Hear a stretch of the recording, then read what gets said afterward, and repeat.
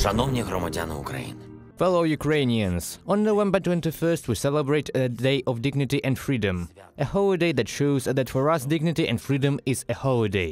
The answer to the question of who Ukrainians are and what is most important to them. Dear people, I said these words in the same place on the same day exactly 1 year ago. What has changed since then? A lot. In our country, Europe and the whole world. But something remains unchanged. This is the answer to the question of who Ukrainians are and what is most important to us. Two values, inextricably intertwined, like the right and left banks of the Dnipro River, like blue and yellow colors, like Chubinsky's words and Verbitsky's music, like two threads of a pattern on a vyshyvanka where our genetic code is encrypted. This is dignity and freedom. We always remember this and have no right to forget. We always valued this and are not afraid to defend this. We always knew what we wanted, and this year everyone found out what we are capable of. Friends and enemies saw it, allies and partners.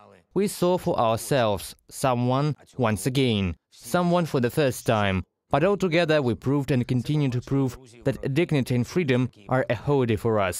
This remained unchanged, and everyone saw what Ukrainians are capable of. Everyone saw what defenders we have, how to hold out against one of the greatest armies in the world and become one of the best armies in the world. Someone will say, it sounds loud. Yes, our army sounds loud. For the last 8 years, and for the last 9 months, when hardened fighters are joined by musicians, actors, Olympic champions, IT specialists, scientists and businessmen, hundreds of thousands of Ukrainians who did not get on the plane but stood in line at the military commissariat. And side by side they stood up for our dream, free Ukraine forever. And everyone saw what our civilians are capable of. Everyone saw what kind of citizens we have. How can you become a living wall on the path to the occupiers' military columns? Stop and turn around enemy tanks and armored personnel carriers with bare hands. Go to rallies under the occupation, despite the gunshot and stun grenades. Preserve the Ukrainian flag and wait to finally meet the armed forces of Ukraine. Flood your village to prevent the occupiers from entering Kyiv. Shoot down a Russian drone with a can. Give seeds to the occupiers so that sunflowers sprout in the place where they perish.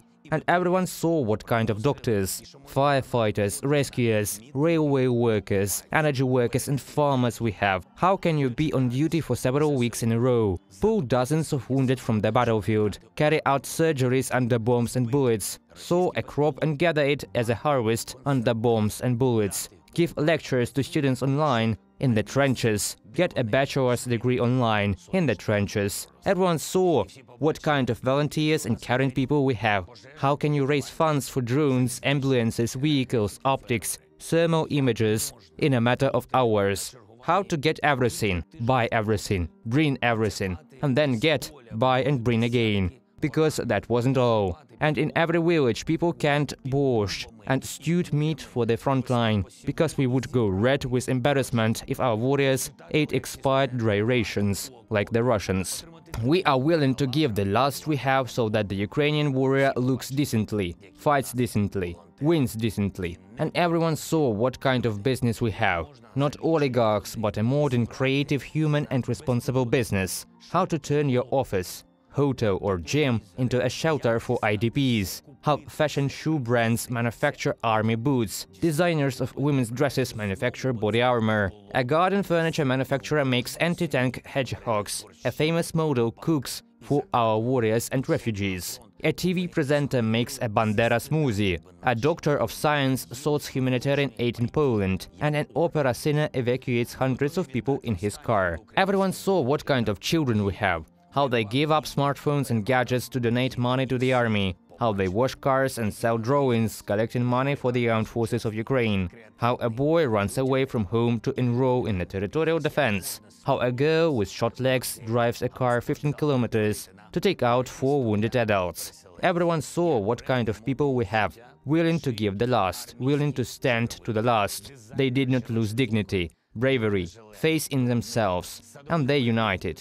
In order not to lose freedom, not to lose independence, not to lose Ukraine. We can be left without money, without gasoline, without hot water, and without light, but not without freedom, and it remains unchanged. Yes, we have paid and continue to pay a very high price for freedom. And we will never forget all those who gave their lives for Ukraine. And we will never forgive everyone who took away their lives and wanted to take away our freedom. But the main thing is that no one succeeded, and no one will ever succeed in that. Dear people, I said these words in the same place, on the same day exactly 1 year ago. What has changed since then? A lot.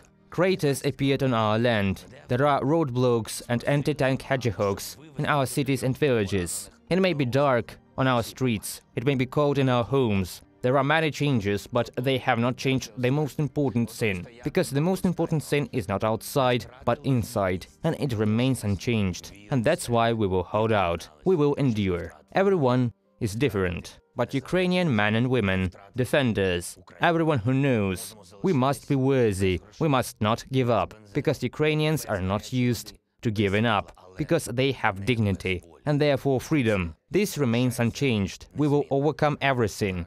Endure, survive, prevail. And on the day of dignity and freedom, we will gather on Maidan Незалежності, where dignity and freedom have always been protected. On the granite, on the barricades during the Orange Revolution and the Revolution of Dignity, where we celebrated the 30th anniversary of Ukraine's independence, and where we will celebrate the Victory Day of Ukraine, in a peaceful Kiev, in a peaceful Ukraine. I will speak about the important, about the main thing, what remains unchanged, and will remain unchanged. Glory to Ukraine!